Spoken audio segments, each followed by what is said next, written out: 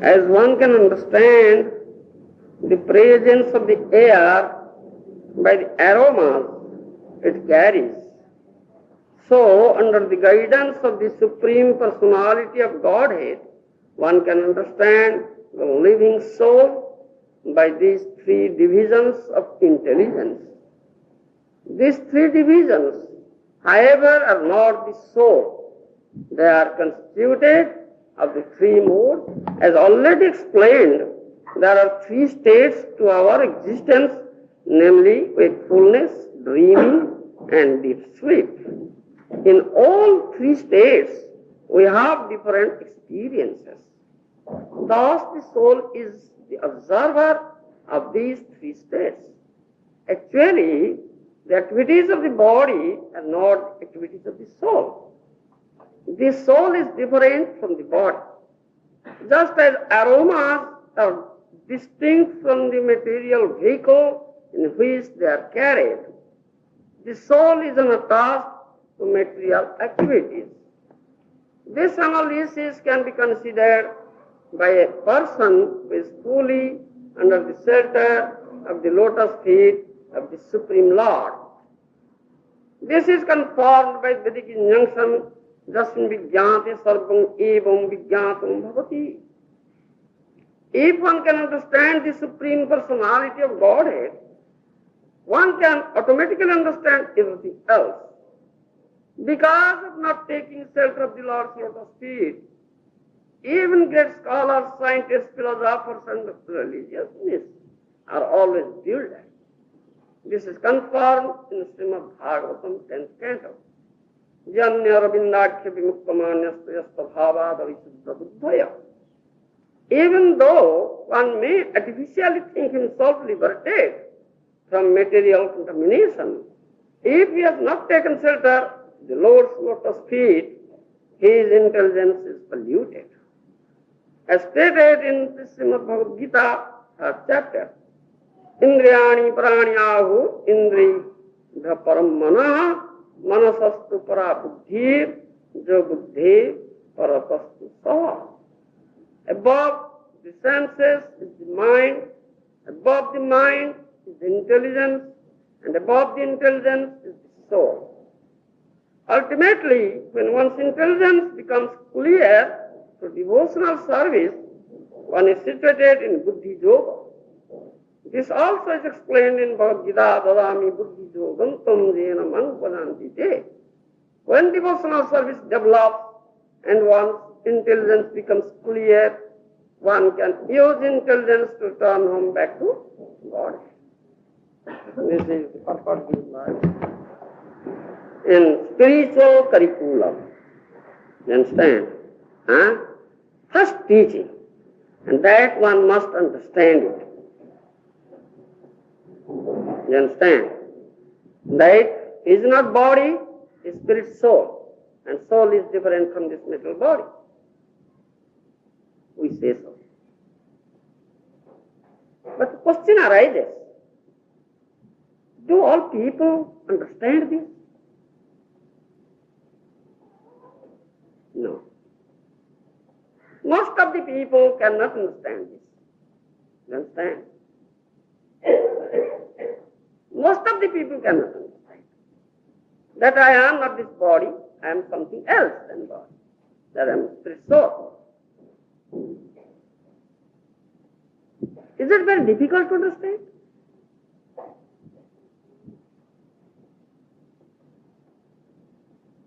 What do you say? For those who are not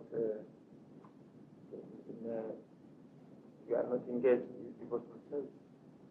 Yes. That is stated here in purport of Srila Prabhupada. Our Guru Maharaja says, those who have not taken shelter at the lotus feet of Krishna, the Supreme Personality of Godhead, they cannot understand it. You understand? It is very difficult on their part to understand it.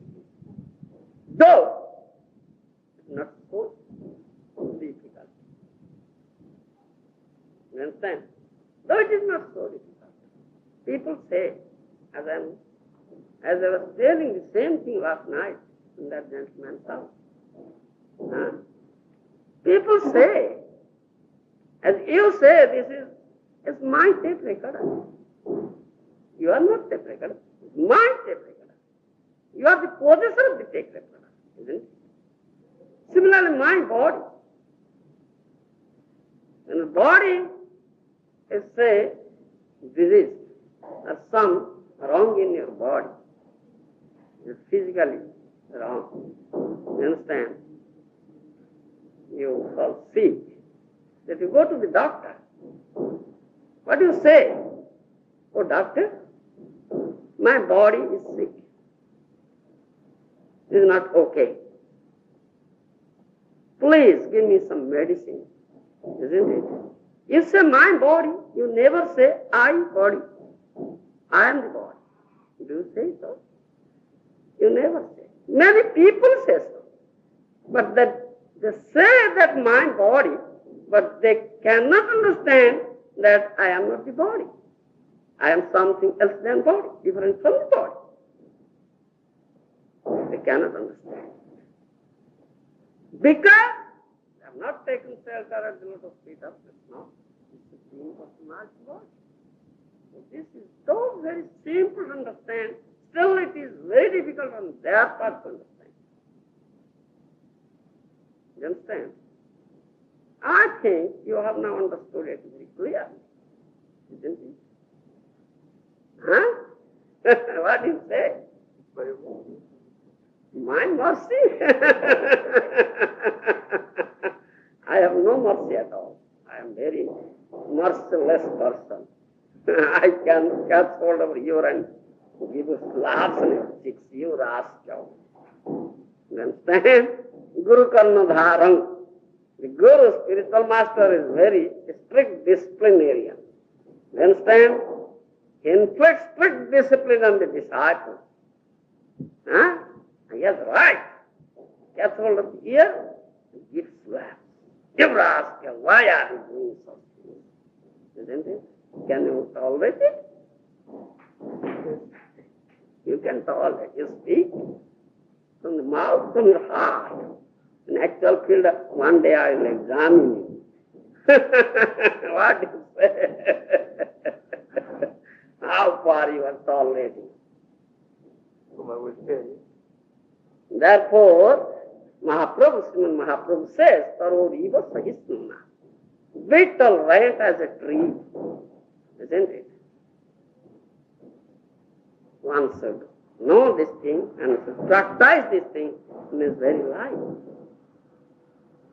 But generally we are very intolerant, isn't it? We lose the power of our tolerance. But here, the Lord says, Mahaprabhu, Lord himself says this thing. Be tolerant as a tree. You understand? And spiritual master teaches this thing. You understand? This Guru and the student is known as disciple. That means he is under strict discipline.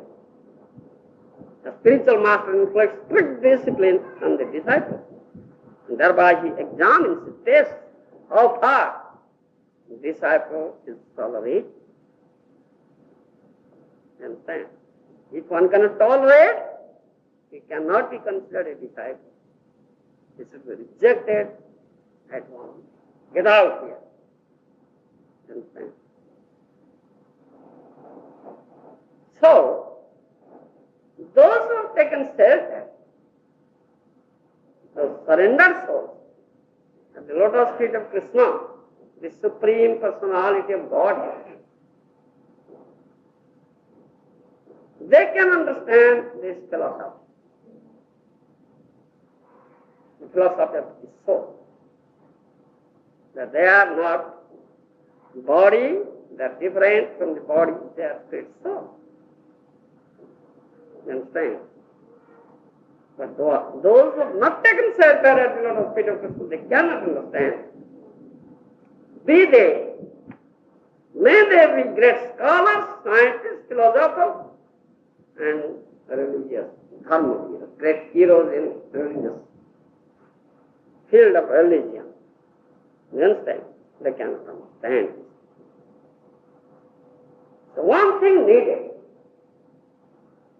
What is that one thing?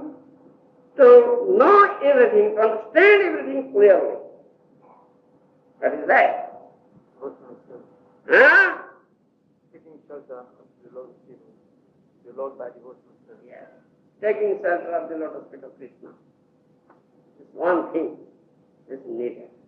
To understand everything clearly. You understand? One who has not taken shelter of the lotus feet of Krishna cannot understand clearly. You understand? So, it is stated, Prabhupada Maharaj quoted verses from Śrīmad-Bhāgavatam, Bhagavad-Gita, and proves the same thing. Now, this is enough for you. Now I will speak in Korean. The body acts. Apparent. Not apparent, absolute. Body acts under the direction of whom? Body acts because of the presence of the soul. But the activity doesn't depend on soul, or activity doesn't belong to soul. The soul never eats. The soul never works. The soul never works. Body, a soul doesn't need this food you take. The soul has different food. Jata bhakti rabhakya. You understand now? Therefore, in that sense it is better. Yes. ସେଥିପାଇଁ କହୁଛି ଏବଂ ଯୋଉ ବ୍ୟକ୍ତି ତତ୍ତ୍ୱ କହି ତତ୍ତ୍ୱଗତ ବିଷୟ କଥା ହେଲା ତତ୍ତ୍ୱ ବୁଝିବାକୁ ପଡ଼ିବ ଆପରେଣ୍ଟ ବିଚାର ଯୋଡ଼ିଲେ ତ ଭ୍ରମରେ ପଡ଼ିବ। Yes. But not the doer. Yes. If it is not the doer, then why it gets the fruit of the deed? Huh? If soul is not the doer but only the object, then why it gets the fruit of the deed? Why? Why soul gets the fruit of the deed? Yes. You see, in absolute consideration, the soul never gets. You understand? Our philosophy is that the soul is very minute. You understand? Very, very minute. That's how the dimension of the soul. Take the tip of the hair, divide into 100 equal parts, then each part again divide it into 100. That is the dimension of the soul. The soul substance. Anu. I mean, anu.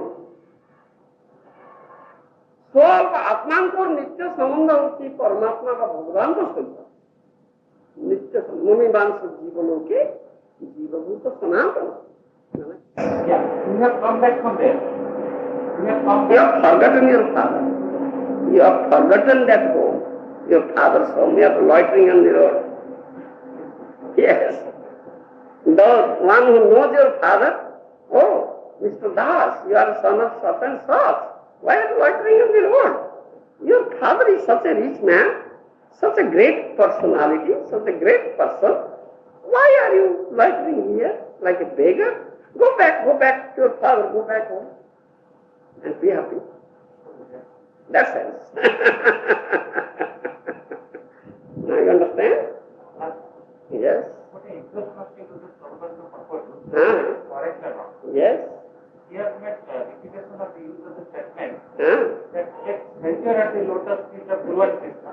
And again he has also made repetitions of the use of the statement that surrender unto the lotus feet of Gour Krishna. Take shelter and surrender one? Yes, but inwardly closer, I mean conceptually, inwardly, it seems to take shelter at the lotus feet of Gour Krishna, there is a sense of some sort of self-protection, whereas surrender unto the lotus feet of Krishna it expresses the desires and feelings of intensity of love, devotion, dedication for entering the loving service Yes. for the cause of Bhubaneswar. Yes. So those who think along that line surrender unto the lotus feet of Bhubaneswar, probably their state of consciousness is higher than those who think to take shelter at the lotus feet of Bhubaneswar. It's a very correct impression. You see, take shelter or surrender one thing. One who has not developed praying or love, he cannot take shelter or he cannot surrender. Therefore we say there is no compulsion or forcing. It is loving attitude.